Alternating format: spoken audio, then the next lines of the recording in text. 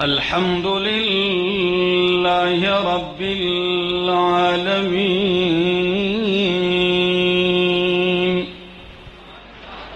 والعاقبة للمتقين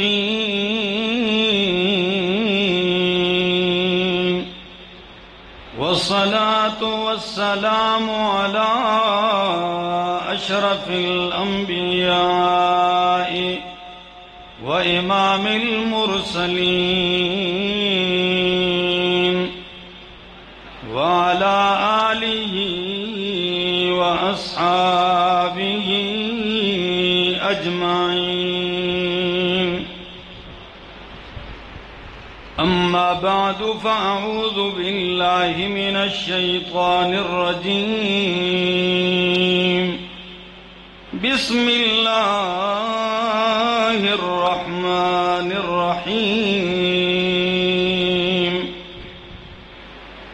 لو أنزلنا هذا القرآن على جبل لرأيته خاشعا متصدعا من خشية الله. وتلك الأمثال نضربها للناس لعلهم يتفكرون. وقال النبي صلى الله تعالى عليه وسلم: إن الله يرفع بهذا الكتاب أقواما وَيَزَعُ بِهِ آخَرِينَ. سبحان ربك رب العزة عما يصفون وسلام على المرسلين والحمد لله رب العالمين.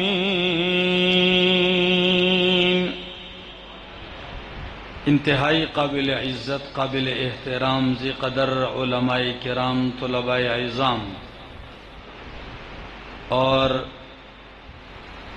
ضلع منڈی بہاؤالدین کی اس تحصیل ملکوال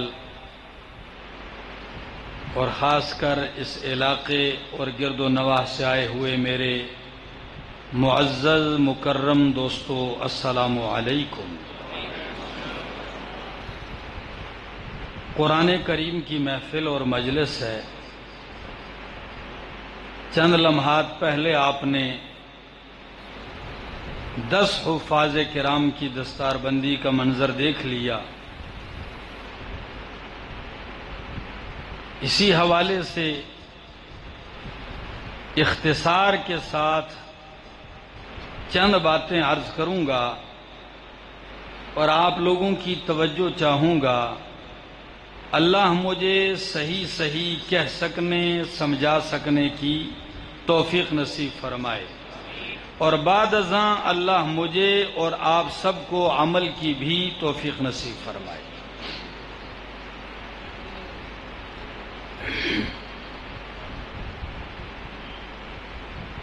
بھائی بیٹھ جائیں، توجہ ہے آپ کی. اصلاح انسانیت کا سب سے بڑا پروگرام وہ قرآن کریم ہے. اس کائنات میں بڑے بڑے انقلاب گزرے ہیں، خون کے انقلاب گزرے ہیں. بادشاہوں نے خون بہایا اپنا سکہ منوانے کے لیے، اپنا زور منوانے کے لیے. قتل عام ہوا زمین قابو کرنے کے لیے. رنگا رنگ انقلاب گزرے. لیکن 14 صدیاں پہلے جو صفا کی پہاڑی سے قرآن کی صورت میں امام الانبیاء نے قرآن کے ذریعے جو عقیدے کی اصلاح کا انقلاب پیش کیا اور انقلاب برپا کیا ہے، روئے زمین پر اس کی مثال نہیں ملتی۔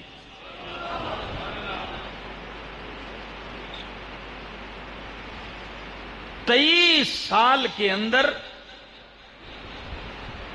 دنیا کے چپے چپے تک پیغام کا پہنچنا، غار حرا سے ایک آواز کا نکلنا، فاران کی چوٹی سے بلند ہونا، حرم تک آنا اور پھر وہاں سے دبانے کی کوشش کرنا، اور پھر چند ہی سالوں کے اندر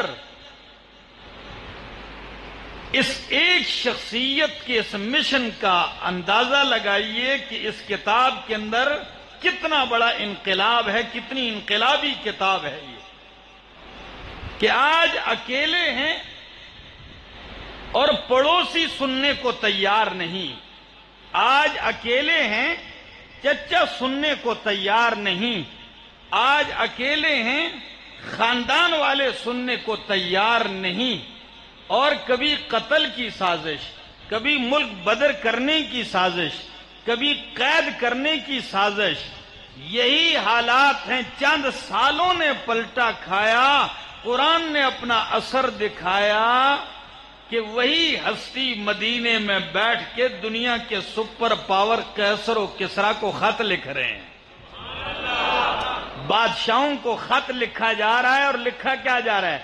اسلم تسلم۔ کوئی لمبی چوڑی بات نہیں، اسلم تسلم، بات مان جاؤ کامیاب ہو جاؤ گے، حکومت بھی بچ جائے گی، تم بھی بچ جاؤ گے۔ وجہ کیا تھی؟ درس انقلاب ہے، کتاب انقلاب ہے۔ میں نے آپ کے سامنے قرآن کریم کی ایک آیت تلاوت کی ہے، سورہ حشر کا آخری حصہ ہے۔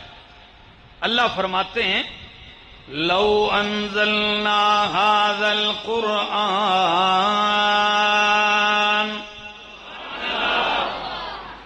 ملکوال والو، خاص اس گاؤں کا نام کیا ہے؟ چھ چک۔ اچھا، تو ملکوال تحصیل میں چھ چک والو توجہ چاہوں گا۔ اللہ فرماتے ہیں لو انزلنا هذا القرآن على جبل لرأيته خاشعا متصدعا من خشية الله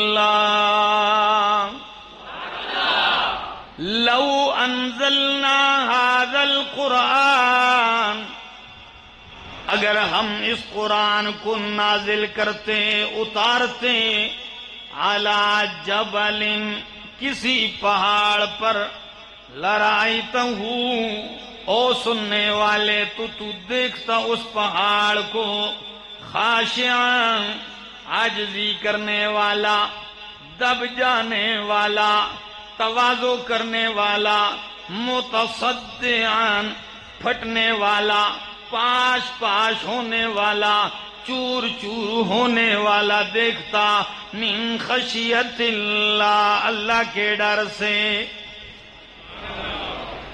اس آیت کا کوئی مقصد ہے؟ یہ مثال ہے۔ لو انزلنا هذا القرآن، یعنی فرض کیجئے، کیا کیجئے؟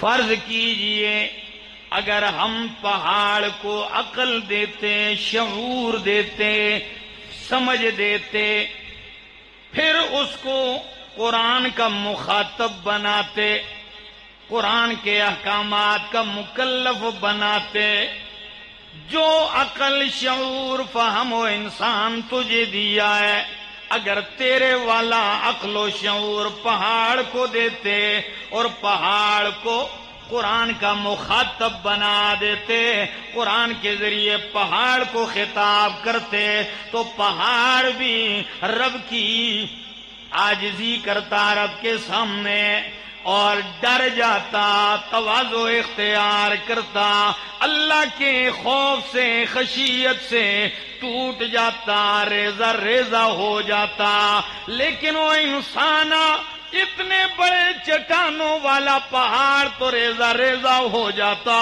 اتنے بڑی بلندیوں والا پہاڑ تو جھک جاتا، اتنی بڑی جسامت والا پہاڑ تو عاجزی اختیار کر جاتا۔ او چھوٹے سے انسان، تجھے عقل بھی دیا، تجھے شعور بھی دیا، تجھے فہم و فراست بھی دیا ہے، پھر بھی قرآن کا خطاب تجھ سے ہوتا ہے، تو ٹس سے مس نہیں ہوتا۔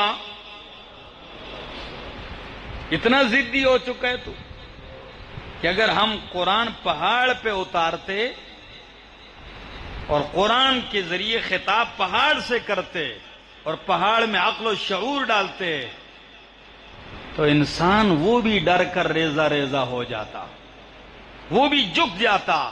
اور اے انسان، تو قرآن سن کے بھی تیری آکڑ نہ ختم ہو، قرآن سن کے بھی تیرے اندر تواضع عاجزی نہ آئے، قرآن سن کے بھی تیرے اوپر اثر نہ ہو۔ کتنی سختی تیرے دل میں آ گئی ہے، تیرا دل پہاڑ کے چٹانوں سے بھی زیادہ سخت ہو چکا ہے۔ لو انزلنا هذا القرآن على جبل لرأيته خاشعا متصدعا من خشية الله وتلك الأمثال نضربها للناس۔ یہ مثالیں ہم بیان کرتے ہیں للناس، کس کے لیے؟ او منڈی بہاؤدین والو، چھ چک والو، آپ کو اتنا تو پتا ہے للناس کس کے لیے بیان کرتے ہیں؟ انسانوں کے لیے، لوگوں کے لیے کیوں بیان کرتے ہیں؟ لعلہم یتفکرون، تاکہ وہ ان میں غور کریں، فکر کریں۔ یہی نہیں، یہی وجہ ہے سند المفسرین حبر الامت ترجمان القرآن حضرت عبداللہ ابن عباس رضی اللہ تعالیٰ عنہ فرماتے ہیں، پورے قرآن کی تلاوت کرنا بغیر سمجھے، ایک آیت کا سمجھ کے پڑھ لینا مجھے زیادہ پسند ہے پورے قرآن کی تلاوت سے۔ لوگ پڑھتے تو ہیں لیکن سمجھ کے کہتے ہیں میں 14 ختم کی تھے، کوئی کہتا ہے میں نے رمضان میں 15 کر دیے، کوئی کہتا ہے 20 ہو گئے، مقابلے لگے ہوئے ہیں۔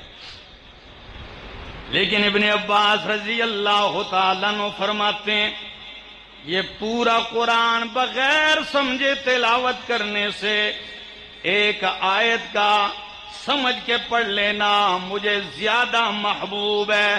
سمجھ کے پڑھے گا ایمان سیکھے گا، سمجھ کے پڑھے گا اللہ کی معرفت حاصل کرے گا، سمجھ کے پڑھے گا عقیدہ بنائے گا، سمجھ کے پڑھے گا توحید سمجھے گا، سمجھ کے پڑھے گا شرک کی جڑیں کاٹے گا، سمجھ کے پڑھے گا اخلاق سیکھے گا، سمجھ کے پڑھے گا دل کا علاج کرے گا، حسد نکالے گا، بغض نکالے گا، کینہ نکالے گا، غلط عقیدہ نکالے گا، ماں باپ کے حقوق پہچانے گا، پڑوسیوں کے حقوق پہچانے گا، تجارت پہچانے گا، کاروبار پہچانے گا، حلال حرام پہچانے گا، بغیر سمجھے پڑے گا 10 نیکیاں تو حرف پہ پائے گا، لیکن کبھی کبھی ایسا ہی ہوگا آیت تو پڑھے گا لا تاکلوا الربا، سود نہ کھاؤ، سود کھانا جرم ہے،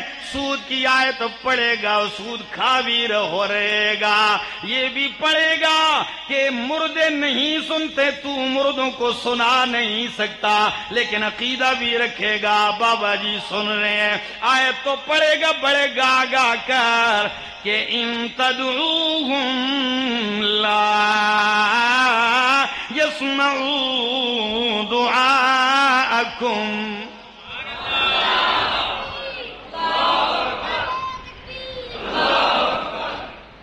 لیکن عقیدہ اس کے خلاف رکھے گا۔ وجہ کیا ہے؟ وجہ یہ ہے کہ اس کو پتہ نہیں ہے، ورنہ جو آیتیں آج ہم پڑھتے ہیں لوگ برا کہتے ہیں، فتوے لگاتے ہیں، یہی آیتیں ان بدعتیوں کی مسجدوں میں قاری رمضان میں پڑھتے ہیں، اس پہ پھول نچھاور کرتے ہیں۔ ایسا ہے؟ کسی نے قاری صاحب کو مارا ہے کہ آپ نے آیت انک لا تسمع الموتیٰ کیوں پڑھی؟ جی ہر مسجد میں قل لا یعلم من فی السماوات والارض الغیب الا اللہ، یہ آیت تو ہر مسجد میں پڑھی جاتی ہے۔ قل انما انا بشر مثلکم، یہ آیت تو ہر مسجد میں پڑھی جاتی ہے۔ قاری صاحب کو کوئی پتھر نہیں مارتا بلکہ پیسے دے رہے ہوتے ہیں، پھول نچھاور کرتے ہیں۔ پھر ہمیں کیوں برا کہتے ہیں؟ وہاں صرف تلاوت کرتے ہیں، ہمارا قصور یہ ہے ہم اسے اردو اور پنجابی میں بیان کر دیتے ہیں۔ بات سمجھ میں آ رہی؟ پیر صاحب بیٹھے ہوئے تھے، پیر صاحب بیٹھے ہوئے تھے، ایک مولوی بھی پیر صاحب کا مرید تھا، وہ بھی بیٹھا ہوا ہے۔ مرید آیا، ساتھ بچہ بھی ہے، پیر نے پوچھ لیا یہ کون ہے ساتھ؟ تو مرید بڑے ادب سے کہتا ہے حضرت یہ تو ساندا سگ زیادہ ہے، یہ تو ساڈا صاحب نہیں، سگ زیادہ، سگ زیادہ۔ پیر صاحب جاہل تھا، اس کو پتہ نہیں تھا، اس نے سگ زیادہ دا مانا ہی نہیں آندا ہے۔ کہا جی میں سمجھا نہیں، کیا لگتا ہے آپ کا؟ اکھے جی بات تو سگ زیادہ ہے جی۔ مولوی صاحب نے جب 2-3 دفعہ سنا کہ پیر صاحب سمجھے نہیں، وہ کہنے لگے جی حضرت میں بتاؤں یہ کیا کہنا چاہتے ہیں؟ پیر صاحب نے کہا بتاؤ۔ کہا پیر صاحب یہ کہتے ہیں یہ تو ساڈے کتے دا پتر ہے، یہ آپ کے کتے کا بچہ ہے۔ سگ کس کو کہتے ہیں؟ کتے کو، اور زیادہ اس کا بیٹا۔ تو جب یہ مولانا نے ترجمہ کیا تو وہ مرید مولوی صاحب کو پڑ گیا، مار رہے ایک دوسرے کو، لڑ رہے ہیں اوپر۔ پیر صاحب کہہ رہے ہو اللہ کے بندو ایک دوسرے کی پٹائی کر رہے ہو، مجھے بھی کچھ سمجھاؤ کیا مسئلہ ہے؟ وہ مرید کہتا ہے حضرت جی یہ مولوی صاحب نے مجھے گالی دی ہے۔ تو مولوی صاحب نے کہا پیر صاحب میرا کیا جرم ہے، میری کیا جرت کہ میں اس کو گالی دوں؟ میرا قصور صرف اتنا ہے اس نے فارسی میں کہا، میں نے اسی کا اردو میں ترجمہ کر دیا ہے۔ ہمارا قصور صرف اتنا ہی ہے کہ جو لوگ آیتیں پڑھتے ہیں اور اس سے کما لیتے ہیں، یہی آیت کا ہم ترجمہ پیش کرتے ہیں تو ہم پہ کیا لگتے ہیں؟ فتوے لگتے ہیں۔ تو بات یہ ہے قرآن سمجھ کے لیے آیا ہے۔ تِلْكَ الْأَمْثَالُ نَضْرِبُهَا، یہ مثالیں ہم بیان کرتے ہیں للناس، لوگوں کے لیے۔ اور ملک والو چھ چک والو سنیے، قرآن یہی بات دوسرے مقام پہ بھی کہتا ہے، ادھر بھی مثال بیان کی، آخر میں فرمایا تلک الامثال نضربها للناس۔ اور سورۃ العنکبوت کے اندر بھی مکڑی اور اس کے جالے کی مثال بیان کرنے کے بعد آخر میں فرمایا وَتِلْكَ الْأَمْثَالُ نَضْرِبُهَا لِلنَّاسِ، یہ مثالیں ہیں ہم لوگوں کے لیے بیان کرتے ہیں۔ وہاں آخر میں ایک اور جملہ بڑھایا، وہ کیا تھا؟ فرمایا وَمَا يَعْقِلُهَا إِلَّا الْعَالِمُونَ، کہ یہ مثالیں ہم لوگوں کے لیے بیان کرتے ہیں لیکن ان کو سمجھتے صرف علماء ہیں۔ کون سمجھتے ہیں؟ علماء سمجھتے ہیں۔ تو پھر آپ پوچھ سکتے ہیں جب سمجھتے صرف علماء ہیں تو پھر تو لوگوں کے لیے نہ ہوئی نا مثال؟ جی پھر تو مثال کس کے لیے ہوئی؟ تو پھر تو یوں کہنا چاہیے تھا تلک الامثال نضربها للعلماء، للناس نہیں، کیونکہ ما یعقلها الا العالمون، سمجھتے علماء ہے۔ نقطہ سمجھا دیا کہ یہ مثالیں ہیں، سمجھتے علماء ہیں، بیان سب کے لیے اللہ نے کیے، اشارہ کر دیا کہ علماء سمجھیں گے اور لوگوں کو سمجھائیں گے۔ علماء قرآنی مثال سمجھیں گے اور لوگوں کو سمجھائیں گے۔ فرمایا وَتِلْكَ الْأَمْثَالُ نَضْرِبُهَا لِلنَّاسِ لَعَلَّهُمْ يَتَفَكَّرُونَ۔ کچھ لوگوں نے تو اتنا ضد اپنایا ہوا ہے کہ قرآن کہتا ہے پہاڑ بھی ریزہ ریزہ ہو جاتا، پہاڑ بھی ٹوٹ جاتا، لیکن او بدبختو کافرو مشرکو، تم ٹس سے مس نہیں ہوتے ہو، تمہارے دل پہاڑوں سے بھی زیادہ سخت ہو چکے ہیں، پتھروں سے بھی زیادہ سخت ہو چکے ہیں۔ اس سے مراد وہ لوگ ہیں، اور کچھ لوگ وہ بھی ہیں کہ قرآن کا اثر ان پہ ہوتا ہے، یہ تو وہ لوگ ہیں جن پہ اثر نہیں ہوتا۔ اس کے مقابلے میں وہ لوگ بھی ہیں جن پہ قرآن کا اثر ہوتا ہے۔ قرآن کہتا ہے اللہ نزل احسن الحدیث کتابا متشابہا مثانی تقشعر منہ جلود الذین یخشون ربهم ثم تلین جلودهم وقلوبهم إلى ذکر اللہ۔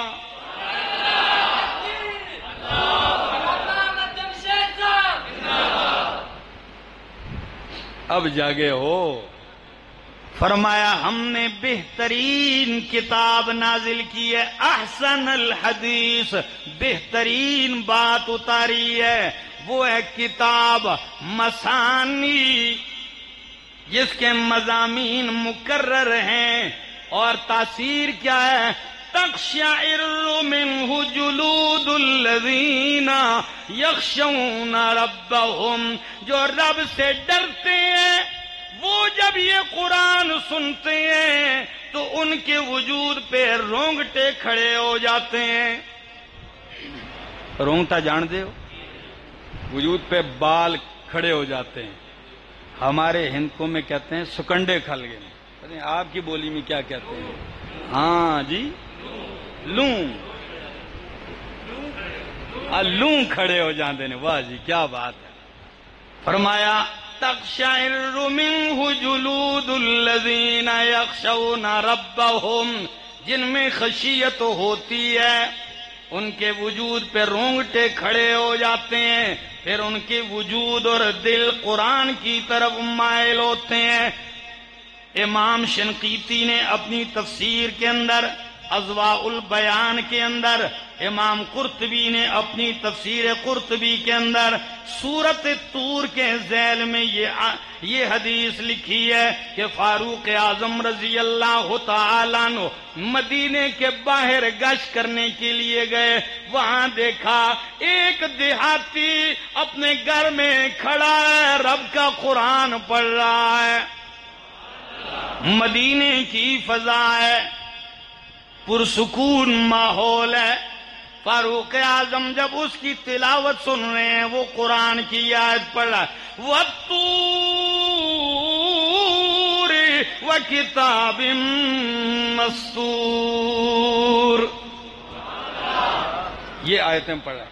جب فاروق اعظم نے آیتیں سنی، فوراً اپنی سواری سے، خچر سے نیچے اتر گئے، ٹھہر نہیں سکے، نیچے اتر گئے، اور ایسے گرنے لگے تو فوراً دیوار کے ساتھ سہارا لے لیا، کھڑے رہے کافی دیر دیوار کے ساتھ، ٹیک لگائے، پھر وہاں سے پلٹے، جب گھر آئے، روایت کے الفاظ ہیں 1 مہینے بستر میں پڑے رہے، بستر پہ لوگ عیادت کرنے آ رہے، پوچھتے ہیں بیمار کیوں ہوئے ہیں؟ اس آیت نے اتنا زور دکھایا، اتنا زور اور اتنا اثر ہوا کہ وہ بخار چڑھ گیا، ان کو بخار آ گیا، بیمار پڑ گئے۔ یہ ان کے اوپر اثر ہے، ان کے دل موم ہوتے ہیں۔ اور فاروق اعظم کی تو سیرت ہی ایسی ہے، کان وقافا عند کتاب اللہ، جتنا بھی جلال ہوتا، جتنا بھی غصہ ہوتے، جب سامنے سے کوئی قرآن کی آیت تلاوت کر دیتے فوراً موم ہو جاتے، فوراً موم ہو جاتے۔ یہ کمال ہے۔ اور ایک عالم نے تو بڑی عجیب بات لکھی ہے اس آیت کے ذیل میں کہ قرآن کے مقابل کچھ لوگ جو اثر لینے والے ہیں، کچھ وہ لوگ جو اثر نہیں لیتے، جو نہیں لیتے وہ تو ایسے ہیں، قرآن کہتا ہے پہاڑوں سے بھی زیادہ تمہارے دل سخت ہو گئے ہیں کہ پہاڑ بھی قرآن کا مخاطب ہوتا دب جاتا، جھک جاتا، ٹوٹ جاتا، ریزہ ریزہ ہو جاتا، عاجزی تواضع اختیار کرتا۔ لیکن او بدبختو، تم سن کے بھی اکڑے ہوئے ہو، تم سن کے بھی اپنی بات پہ ڈٹے ہوئے ہو، تم سن کے بھی منکر بنے ہوئے ہو۔ کچھ لوگ ایسے بھی ہیں کہ جو کیفیت اللہ نے پہاڑ کی بیان کی ہے، یہی کیفیت ان کی ہے کہ وہ قرآن سنتے ہیں نماز میں تو فوراً خاشعاً رکوع میں چلے جاتے ہیں، متصدعاً سجدے میں چلے جاتے ہیں۔ یہ کیفیت ان کی ہے۔ قیام میں قرآن سنا، قرآن پڑھا، قاری سے سنا تو اس کا پہلا اثر کیا؟ رکوع میں عاجزی آ گئی، اور سجدے میں تو بالکل ٹوٹ کے گر پڑا ہے، متصدعاً ٹوٹ کے گر پڑا ہے سجدے میں۔ یہ ان کے اوپر قرآن کا اثر ہے۔ دوستو، قرآن کی جتنی عظمت بیان کی جائے کم ہے، لیکن ملک والو ایک بات کرنے لگا ہوں، اگر اجازت ہو تو میں قرآن یہاں سے تھوڑا آگے اور بڑھاؤں، چلوں میں؟ اس آیت میں تو قرآن کے اوصاف بیان کیے، قرآن کی عظمت بیان کی ہے، اور آپ کو پتہ ہے کہ قرآن اللہ کی صفت ہے۔ کیا ہے؟ کلام اللہ، اللہ کی کیا ہے؟ صفت ہے۔ اسی لیے ہم کہتے ہیں قرآن حادث نہیں ہے، مخلوق، یہ اللہ کی صفت ہے۔ تو علامہ شربینی اپنی تفسیر سراج المنیر کے اندر یا ایک ربط بھی لکھتے ہیں، علماء سنیں اور جھوم جائیں۔ وہ کہتے ہیں اس آیت میں جب اللہ نے پہلے اپنی صفت کی تعریف کی جو قرآن ہے، جب اللہ کی صفت کی اتنی عظمت ہے تو یہ جس صفت جس موصوف کی ہے وہ اللہ کتنا عظیم ہوگا۔ تو پہلے قرآن کی صفات بیان کی ہیں، اب خود قرآن نازل کرنے والے رب کی صفات ہیں۔ فرمایا هو اللہ الذی لا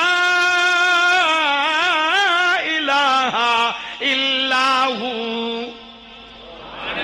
هو اللہ الذی لا الہ الا هو، هو اللہ، اللہ وہ ذات ہے، وہی ہے اللہ، الذی لا الہ الا ہو، کہ جس کے سوا کوئی الہ، کوئی حاجت روا، کوئی مشکل کشا نہیں۔ اس کی صفات کیا ہے؟ عالم الغیب والشہادہ،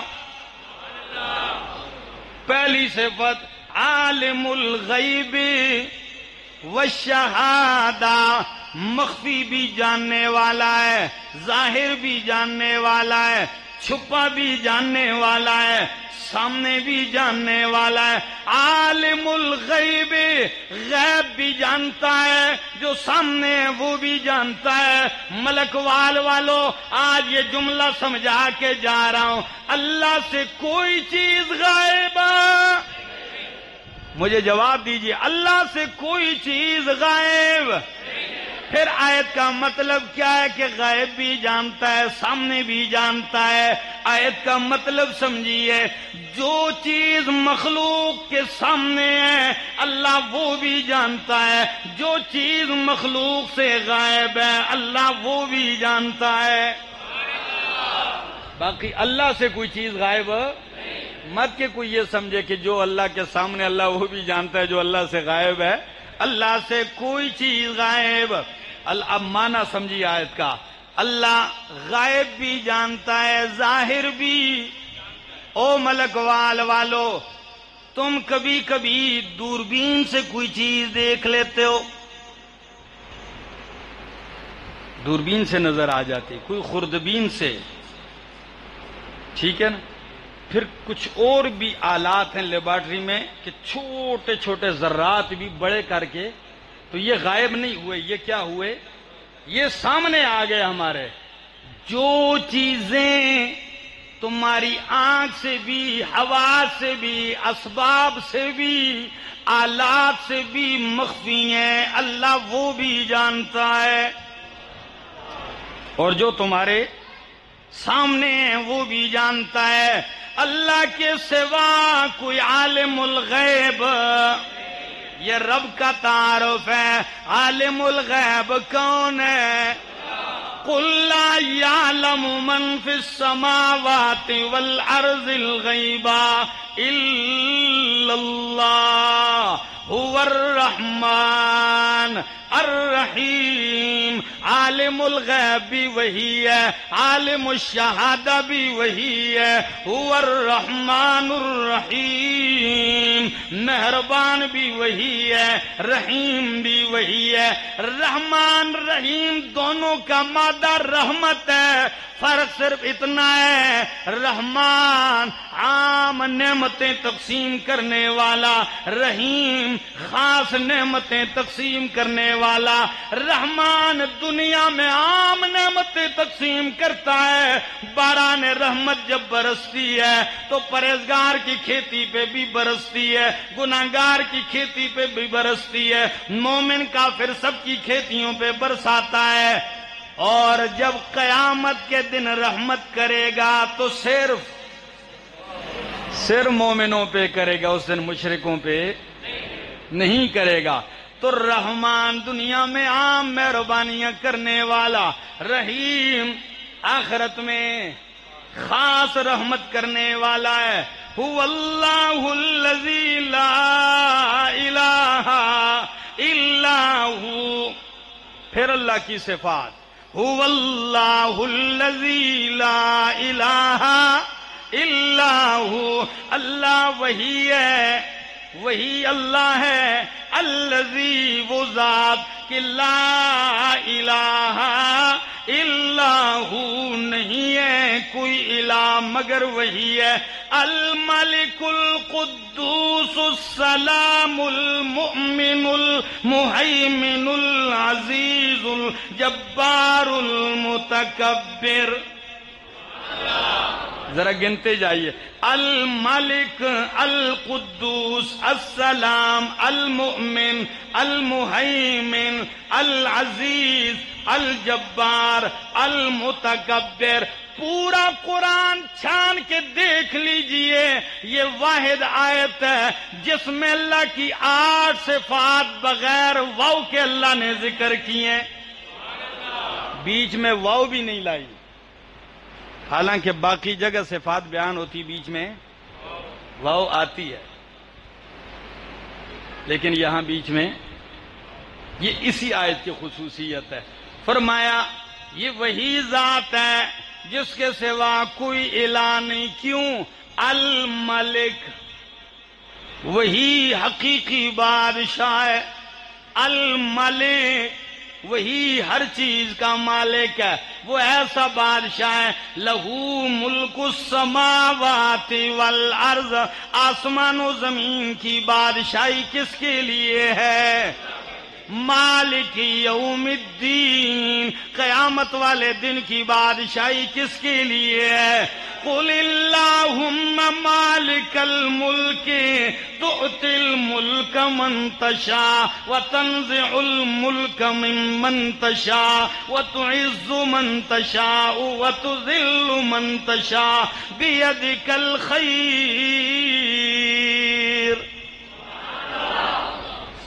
کیا شان اللہ کی. الملک، وہ ایسا بادشاہ ہے کہ کوئی اس سے پوچھنے والا. اچھا، دوسری صفت القدوس، پاک ہے. کیا ہے؟ مقدس ہے، پاک ہے. السلام سلامتیاں دینے والا ہے. السلام سلامتی والا ہے. ان دو صفات کے درمیان ایک فرق ہے. عام اردو میں فرق نہیں کرتے ترجموں والے، وہ یہی کرتے ہیں کہ القدوس جو پاک ہے اور السلام کبھی کہ جو عیبوں سے صاف ہے. لیکن فرق ہے، اسی لیے تو لفظ جدا ہیں. وہ فرق کیا ہے؟ القدوس وہ ذات جس کی ذات میں جو اپنی ذات کے لحاظ سے بھی عیبوں سے پاک ہے، نقائص سے پاک ہے، کمزوریوں سے پاک ہے. اور السلام جو باہر کی کمزوریاں لاحق ہونے سے بھی پاک ہے. یعنی نہ اس کی ذات میں کوئی عیب اور نقص اور کمی ہے، نہ باہر کی کوئی کمی اسے لاحق ہو سکتی ہے. دونوں کمیوں اور نقائص سے پاک کون ہے؟ القدوس السلام. اور السلام کا ایک معنی یہ بھی کیا ہے ذو سلامتیں، کہ خود پاک ہے. ذو سلامت سلامتیاں دینے والا ہے. السلام ایک معنی کہ ذو السلام. السلام اس لیے کہا کہ وہ قیامت والے دن جنت میں اپنے بندوں کو اپنا سلام پیش کرے گا. سلام قولا من رب الرحیم. السلام. اور دوسرا معنی یہ علامہ مولانا امین احسن اصلاحی نے اپنی تفسیر تدبر قرآن میں کیا، مجھے بڑا اچھا لگا ہے. کہتے ہیں القدوس جو پاکیزہ ہے، پاک ہے. السلام جو سراپا سکھ ہے. السلام جو سراپا سکھ ہے، یعنی اس کا نام لینا بھی سکھ دیتا ہے، اس کی قربت بھی سکھ دیتی ہے، اسے ماننا بھی سکھ ہے، اسے پوجنا بھی سکھ ہے، اسے پکارنا بھی سکھ ہے، اس کے لیے دکھ اٹھانا بھی سکھ ہے. السلام سلامتیاں دینے والا ہے. اور حدیث کے اندر بھی ایک لفظ آیا ہے، نبی کریم کیا فرماتے ہیں؟ اللہم انت السلام ومنک السلام. اللہم انت السلام ومنک السلام. اللہ تو خود سلام ہے اور تجھ ہی سے سلامتی ہے. تو سلام ہے اور تجھ ہی سے سلامتی بھی تیری طرف سے ہے. المؤمن چوتھی صفت المؤمن جو امن دینے والا ہے. کیا دینے والا ہے؟ یہ لفظ بندوں کے لیے استعمال ہو تو اس کا معنی کیا ہوتا ہے؟ ایمان لانے والا. کیا لانے والا؟ اور یہی لفظ اللہ کے لیے بھی استعمال ہوا ہے. دونوں جگہ معنی فرق ہے. بندہ المؤمن اللہ رسول کی تصدیق کرنے والا، اور جب اللہ کے لیے بولا گیا تو المؤمن کا معنی ہے امن دینے والا. تو ملک والو سچ بتاؤ، کائنات میں امن دینے والا کون ہے؟ المؤمن. اور ایک معنی دوسرا بھی کرنے لگا ہوں. بندہ جب اللہ کی بات کی تصدیق کرے تو بندہ مومن ہے، اور اللہ جب اپنی وحدانیت کی شہادت دے تو اللہ مومن ہے. اللہ نے خود بھی اپنی وحدانیت کی شہادت دی ہے. کیسے؟ شہد اللہ انہ لا الہ الا ہو والملائکۃ وَأُولُو الْعِلْمِ قَائِمًا بِالْقِسْطِ. المؤمن اپنی وحدانیت بیان کرنے والا، اپنی وحدانیت کا اثبات کرنے والا، المؤمن امن دینے والا، المہیمن جو سب پر نگہبان ہے۔ کیا ہے؟ اللہ المہیمن، ذرے ذرے کائنات کے اوپر نگہبان کون ہے؟ المہیمن۔ یہ صفت اللہ نے اپنی کتاب کے لیے بھی بیان کی ہے، لیکن فرق کیا ہے، اپنی کتاب کے لیے جب بیان کی تو انداز یہ فرمایا کہ اللہ نے تورات انجیل بھی اتاری ہے، لیکن قرآن کو ان کے اوپر مہیمنن علی، ان کے اوپر نگہبان بنایا ہے۔ یعنی جہاں تورات میں کسی نے تحریف کی ہے قرآن بتلائے گا، قرآن بتلائے گا ادھر تحریف کی ہے، ادھر تحریف کی ہے، اور قرآن نے ان کی تحریفوں کو پکڑا ہے کہ نہیں پکڑا ہے؟ یہ مہیمن نگران ہے ساری کتابوں کے اوپر، اور اللہ تمام مخلوقات کے اوپر کیا ہے؟ نگران، نگہبان ہے۔ المہیمن عربی میں جب کہا جاتا ہے کہ حیمن الطیر، حیمن الطیر، یہ اس وقت بولا جاتا ہے جب پرندہ یا مرغی اپنے تمام چوزوں کے اوپر ایسے پر بچھا لے، ان کو اپنے پروں کے نیچے لے لے، تو معنی کیا ہے؟ جب وہ اپنے بچوں کو اپنے کنٹرول میں لے لیتی ہے، تو یہی معنی ہے المہیمن۔ او کائنات والو، تم سب کو اپنے کنٹرول میں لینے والا کون ہے؟ المؤمن المہیمن العزیز، جو زبردست ہے۔ کیا ہے؟ العزیز، جو عزت مند ہے۔ دونوں معنی ہیں، عزیز کا ایک معنی زبردست، اللہ زبردست ہے، ساری کائنات زیر دست ہے، اور العزیز اللہ عزتوں والا ہے، للہ العزت جمیعا، العزیز الجبار، الجبار اللہ جو زور آور ہے۔ کیا ہے؟ زور آور ہے۔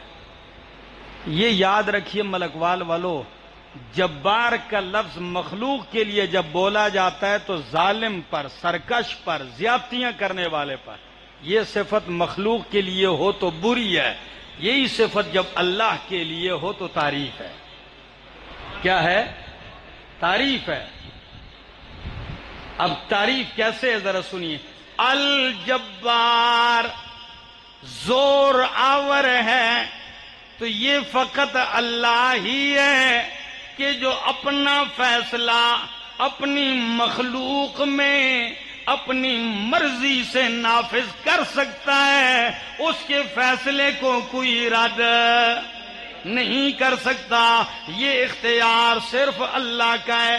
اور بعض نے یہ بھی لکھا ہے جبار، جبر کہتے ہیں پٹی کو، جبیرہ بھی کہتے ہیں۔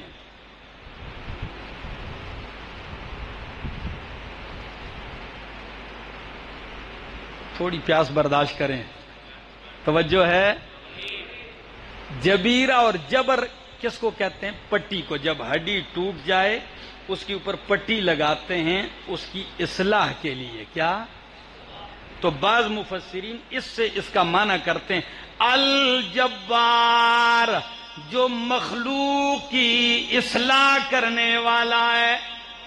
الجبار، اپنے بندوں کی اصلاح کرنے والا ہے۔ القدوس، اللہ ہے۔ المتکبر، الجبار کے بعد دوسری صفت کیا ہے؟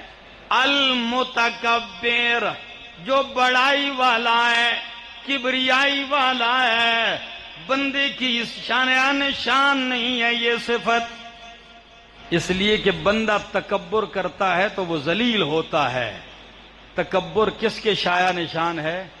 اللہ کے شایع نشان ہے، اس لیے بندہ ہو اور تکبر کرے، عاجزیوں سے بھرا ہوا بندہ تکبر کرے، جو ہر لمحہ محتاج رہے، وہ بھی کیا تکبر کے لائق ہے؟ یہی وجہ ہے کہ بندوں کے لیے جب لفظ استعمال ہوا ہے تو مستکبر، استکبار، لیکن اللہ کے لیے جب لفظ استعمال ہوا ہے تو متکبر، المتکبر۔ اللہ اس آیت میں ذکر ہے، 8 صفات صرف اس ایک آیت میں بغیر واو کے فاصلے کے، الجبار، المتکبر، بڑائی والا، عظمت والا، تکبر والا۔ تکبر میرے رب ہی کے شایع نشان ہے کہ کمزوری جس کے قریب بھی نہیں آ سکتی۔ بندہ کیا تکبر کرے گا؟ بندے کے لائق کیسے تکبر؟ اللہ فرماتے ہیں لا تمشی فی الارض مرحا، او انسانا زمین پہ آکڑ کے نہ چل، زمین پہ آکڑ کے، اس لیے انک لن تخرق الارض ولن تبلغ الجبال طولا، نہ تو آکڑ کے چلنے سے زمین پھاڑ سکتا ہے، نہ تو آکڑ کے چلنے سے پہاڑوں کی بلندیوں تک پہنچ سکتا ہے۔ جتنا بھی آکڑ کے چلے، اگر تو 5 فٹ کا ہے تو 5 فٹ کا ہی رہے گا، 7 نہیں ہو سکتا۔ پھر کیا ضرورت ہے؟ تکبر کی ضرورت نہیں ہے۔ اور حدیث کے اندر آتا ہے، حدیث قدسی ہے، اللہ فرماتے ہیں الکبریاء ردائی والعظمت ازاری، کہ تکبر بڑائی یہ تو میری چادر ہے، جو مجھ سے میری چادر چھینتا ہے میں اسے ذلیل کرتا ہوں۔ تمہاری چادر وہ عاجزی ہے انسان، اگر تو عاجزی کرے گا، اللہ نبی کریم فرماتے ہیں من تواضع للہ رفعہ اللہ، اللہ اسے بلند کر دیتے ہیں۔ تکبر کرنا بندے کی شایع نشان نہیں۔ المتکبر، تکبر والا اللہ ہی ہے۔ سبحان اللہ، اللہ پاک ہے، عما یشرکون، ان سے جو یہ اس کے شریک بناتے ہیں۔ اگر زندوں کو بناتے ہیں وہ ان سے بھی پاک ہے، مردوں کو بناتے ہیں اللہ ان سے بھی، ولیوں کو بناتے ہیں اللہ ان سے بھی پاک ہے۔ اللہ ان تمام شریکوں سے پاک ہے، اس کا کوئی شریک، وہ وحدہ لا شریک ہے۔ هو اللہ الخالق البارئ المصور، هو اللہ الخالق، وہی اللہ الخالق، خالق ہے، البارئ پیدا کرنے والا ہے، المصور صورتیں دینے والا ہے۔ ان 3 لفظوں پہ غور چاہوں گا آپ کا۔ پہلے الخالق، البارئ، المصور۔ الخالق کا معنی پیدا کرنے والا، البارئ کا معنی بھی ہے پیدا کرنے والا، مگر فرق ہے، الخالق نقشہ بنانے والا، البارئ پھر اسے وجود دینے والا، المصور پھر اس کو صورت دینے والا۔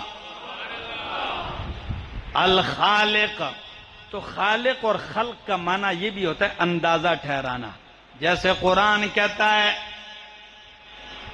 خلق الموت والحیات، اللہ نے موت پیدا کی ہے، تو پیدا کرنے کا کیا ہے؟ مقرر کی ہے، کیا؟ مقرر کی ہے۔ اور یہی مقرر کرنے والا معنی دوسرے مقام پہ خود قرآن کہتا ہے کہ اللہ فرماتے ہیں نحن قدرنا بینکم الموت، ہم نے تمہارے درمیان موت مقدر کی ہے، مقرر کی ہے۔ تو الخالق مقرر کرنے والا، اس کو سمجھانے کے لیے مفسرین نے مثالیں دی ہیں۔ مثال سے ایسے سمجھائے، جب آپ کوئی چیز بناتے ہیں تو سب سے پہلے ذہن میں اس کا خاکہ نقشہ مقرر کرتے، پھر اس کے لیے مٹیریل لاتے ہیں، پھر وہ وجود میں آتی ہے، پھر اس کا شکل و صورت دیتے ہیں۔ تو فرمایا الخالق، اللہ بنانے والا، مقرر کرنے والا، مقدر کرنے والا، البارئ ظاہری وجود دینے والا، المصور تصویر بنانے والا، کمال کی تصویر بناتا ہے میرا رب۔ آپ تو تصویر بناتے ہیں، بے جان ہوتی ہے، وہ بے جان تصویر بنا کے زندہ کر دیتا ہے۔ آپ کا تو یہ حال ہے کہ آپ تصویر بنائیں، اس پہ پانی ڈالیں، وہ مٹ جاتی ہے۔ میرے رب کا کمال ہے، پانی ہی پہ تصویر بنا دیتا ہے۔ المصور، وہی صورتیں بنانے والا ہے۔ کیسے بنانے والا ہے؟ هو الذی یصورکم فی الارحام کیف یشاء، وہی ذات ہے جو تمہاری تصویریں، صورتیں بناتا ہے ماؤں کے پیٹ میں، کیف یشاء، جیسے چاہتا ہے، اس کی مرضی ہے، اور بناتا بھی کیسے ہے۔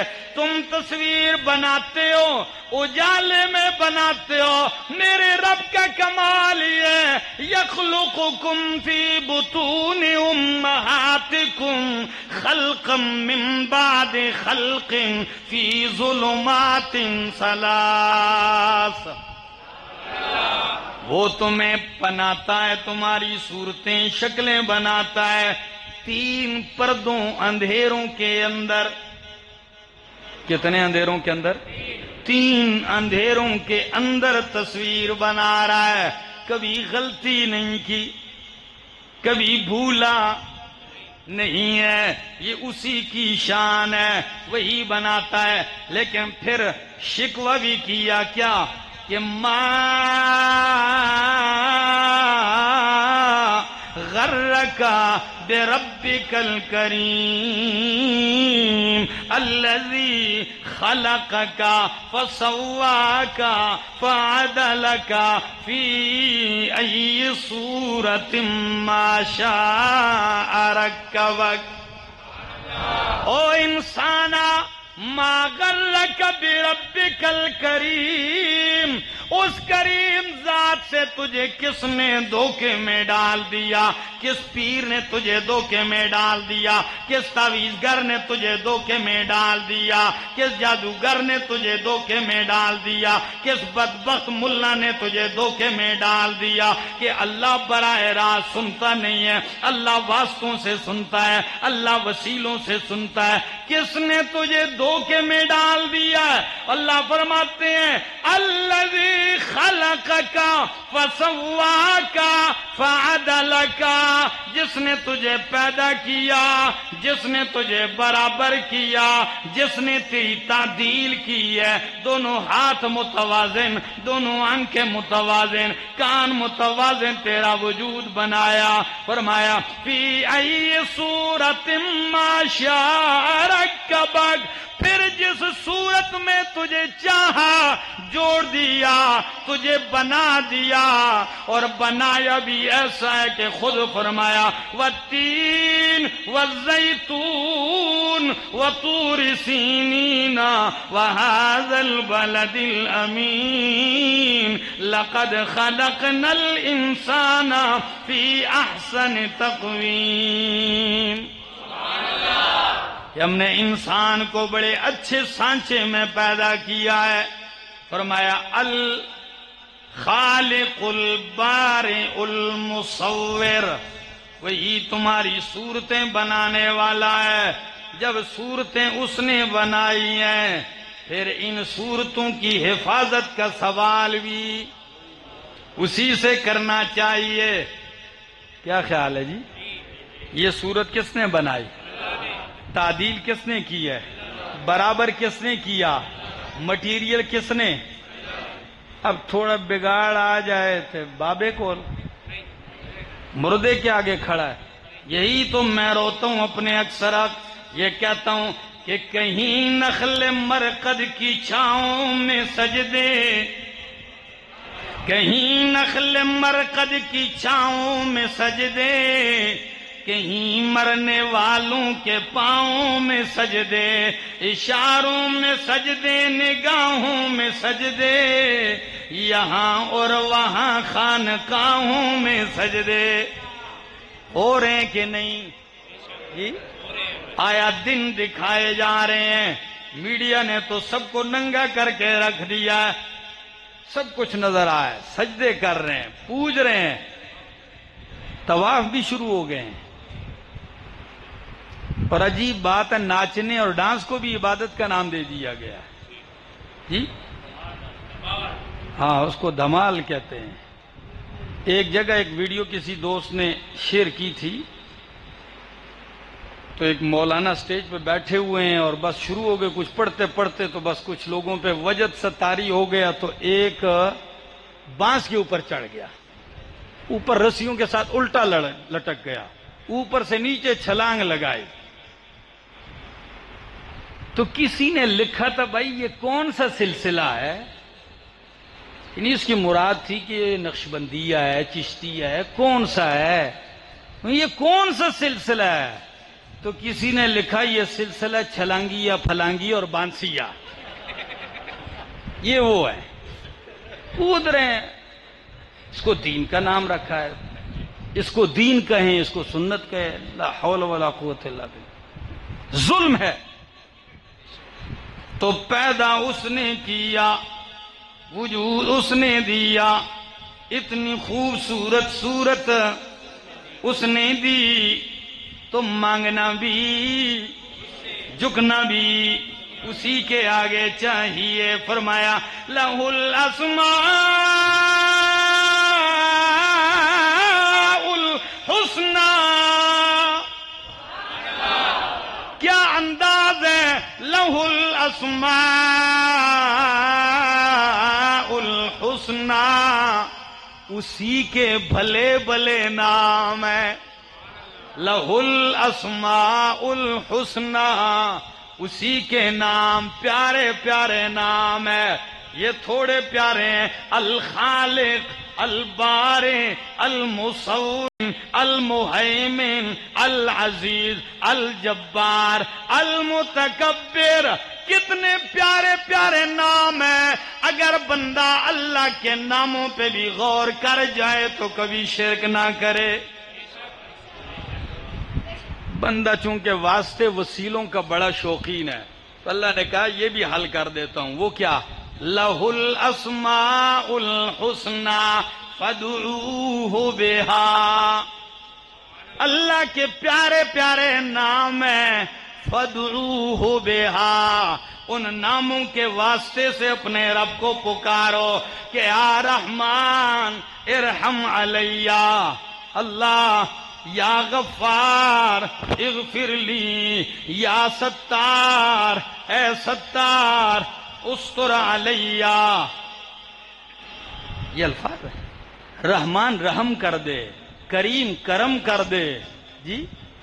انہی کے نام اللہ کے پیارے پیارے نام ہیں، اور انہی کے واسطے سے رب سے دعا مانگا کرو. آپ سارا قرآن کھول کے دیکھ لیں، اللہ کے نبی جب بھی دعا میں پکارتے ہیں تو کیا کہتے ہیں؟ کبھی کہتے ہیں رب انی مغلوب فانتصر، کبھی کہتے ہیں ربنا ظلمنا انفسنا وان لم تغفر لنا وترحمنا لنکونن من الخاسرین. سید الانبیاء بھی جب کہتے ہیں تو کیا دعا سکھلائی ہے نماز میں؟ اللہم ربنا آتنا فی الدنیا حسنا وفی الآخرت حسنا وقنا عذاب النار. فرمایا لہ الاسماء الحسنى. حدیث کے الفاظ سنا دوں.